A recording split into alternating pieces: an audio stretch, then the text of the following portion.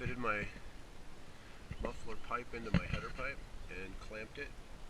I've also clamped the exhaust pipe to my muffler. I rotated the clamp out in this fashion because I was concerned about clearance with the tire on full compression of the rear shock. It didn't look like it would hit, but I figured to be on the safe side, I rotated my clamp out like this. I mocked it up with my side panel on to make sure I had clearance for this. One thing I haven't mentioned yet is that I did alter my side cover slightly. And when this is put on and mounted, I've got clearance there so the pipe actually doesn't touch my side panel. If you were to shorten this pipe right here and run it in a little deeper into the header pipe, you could probably get away with that, or without having to do that. I did it very simply with a... Okay, I rotated my muffler slightly to gain a little bit extra clearance here because it appeared as though my side cover was touching. So I know that's all mocked up and ready to go. I'll finish tightening these bolts anyway. One thing I failed to mention is this little piece right here I added.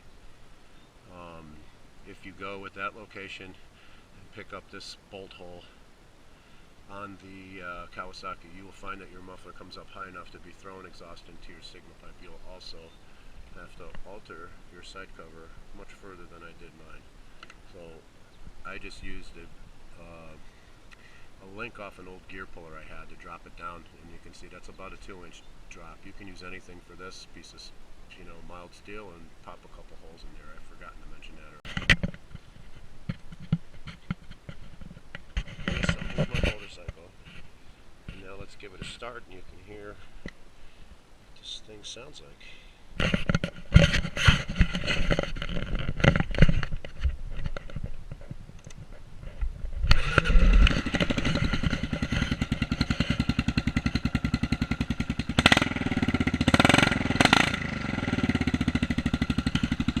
It is substantially louder than the stock exhaust.